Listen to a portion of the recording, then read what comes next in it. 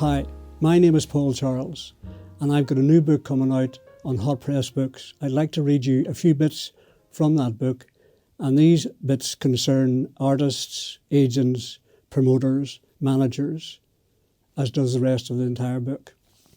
On the first tour I did with Crosby, Stills and Nash, I went to meet them at Wembley Arena, and the tour manager said, "Come on back and meet the boys, Paul." I said, "It's okay, I'll wait till after the show." I've always felt before an artist goes on the stage to be a hallowed, protected space, sacrosanct. This was the reason I politely passed on the tour manager's invite to go and meet Crosby, Stills and Nash backstage pre-show at Wembley.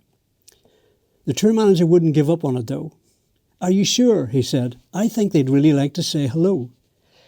Which I knew wasn't strictly true, nor even remotely true. David Crosby always merely grunts at people who aren't his mates. Stephen Stills always looks like a trainee politician attempting a smile while rushing off to catch the attention of a senator.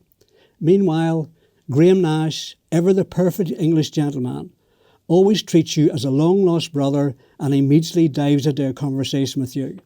Never one for the pre-show, "Enjoy the gig, I hope the dry ice works," or "Break a leg and not a string" approach. I said thanks, but I was happy to wait till after the concert. The tour manager still wasn't letting it go. "Actually, Paul, I was hoping you might help me with something." "Oh?" "Yes," he continued, drawing the word out into 3 definite syllables. "There is someone in the dressing room. I'd really like you to help me get out of the dressing room." "Okay," I replied, the penny finally dropping. "Have you asked him to leave?" I inquired. "Well, yeah, and politely, but he totally ignores me," the American tour manager continued, as I thought I had met a rare, shy tour manager. "On top of which, he's a promoter," he added, proving he was not, in fact, an introverted tour manager, but a diplomatic one. So, we retreat to the band's dressing room, only to be greeted with David grunting, Stephen searching for a long-lost senator, Graham nattering away, and Harvey Goldsmith, our promoter for the evening, doing a fine Cockney version of Leonard Cohen's First We Take Manhattan pre-show pep talk. Harvey paused but a second to utter, "Hi, Paul," before continuing with his rap. "Hi, Harvey," I replied. "I've just seen Mick Jagger in the hospitality area and he was asking after you. He wanted," and Harvey shimmied out of the dressing room before Crosby could find another grunt. David Crosby, when he wasn't grunting, could be a very funny man. "What's the main difference between Crosby, Stills, Nash and Young and Crosby, Stills and Nash?" he was once asked. "Oh, about $650,000 a night," he replied, quick as a flash.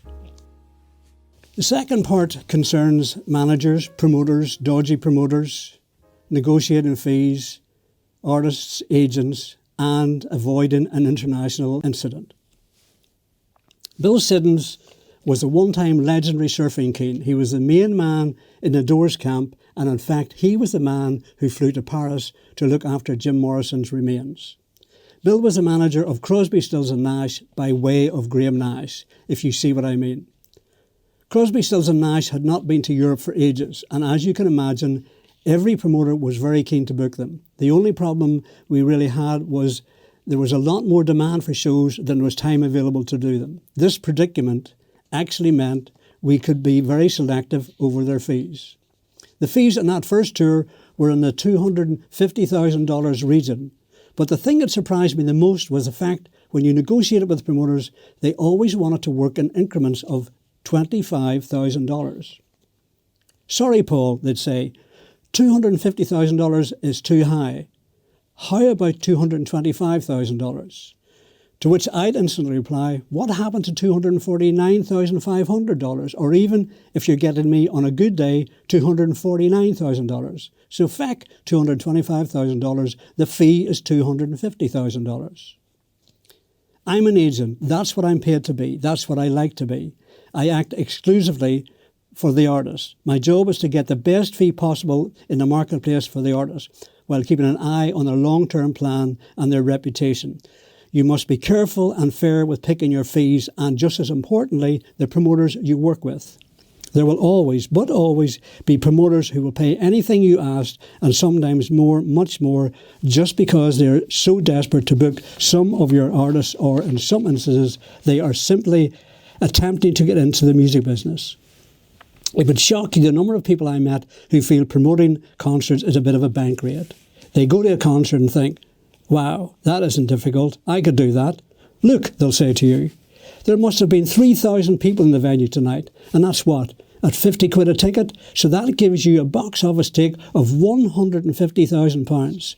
So what would Frupp cost me? Even if I pay them £50,000, that would still leave me £100,000. Ka-ching. Money for old rope. I'll have a bit of that.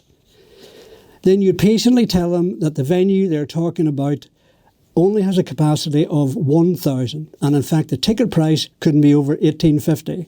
And after VAT, ticket commission, venue hire, equipment hire, advertising, social media crew, stage crew, security and catering, there would probably only be a few grand left to play with. They'll come back with, that's simple, we'll put them in a bigger venue. We've got the money, we'll pay you in advance. There'll be a monkey in it for you. We've never worked that way. They say Chuck Berry would always seem to go to the highest bidder, irrespective of the promoter and the event or show. Perhaps that's one of the reasons his shows behind the scenes appeared to be such train wrecks with disputes over fees, taxes, backup bands, equipment, set lengths, etc., etc., and believe me, there will be lots of etceteras. They also say the devil arrives with the biggest checks. In this particular instance, I'm not sure they are wrong. All of the above means we really do need the good promoters to stay in business, which is why you have to be fair. But being fair doesn't mean you cut the fees for an artist worth $250,000 to $225,000 at the drop of a hat, no matter the shade of blue your hat is. Talking about blue, seeing and hearing Crosby, Stills and Nash perform Sweet Judy Blue Eyes is always a major treat. It's such the perfect piece of modern music, classical in its own way, and the perfect piece to display their collective talents. The spiritual blend of voices sometimes even sounds so tight you could believe you can hear a separate, distinctive voice. They are easily the best combination of voices, in my opinion, since George, John and Paul. On Crosby, Stills and Nash's special nights, when the stars on stage are aligned, the room is full and the sound is with you, the group performing Sweet Judy Blue Eyes can make you believe you are in heaven. On one of Crosby, Stills and Nash's European legs, I was on tour with the band for most of the shows. We were all worried about David Crosby. And Bill Siddons and myself felt we needed to be close to the tour just in case of any emergencies. It was the first tour I had been aware of that had a gentleman on the road who acted as an ambience director. He was like the advance party. He would hit the tour stops the day before the show to ensure ambience was available when the tour hit town. The three principals travelled in three separate tour buses. On one particular night, Stills' bus had either remained in the last town or had gone on to the next town. Crosby and Nash's buses pulled into a service station off the Autobahn, one behind the other. I was travelling on Graham's bus. We were all getting off the bus for a toilet and comfort food pit stop as Crosby's bus pulled up behind us. Crosby, who was in a bit of a bad state at this point in his life, but never, it has to be said, while on stage. Two roadies would lead him up to his mic and he'd stand there and sing Sweet as a Bird all night long until the two roadies come back to lead him off stage again at the end of the show.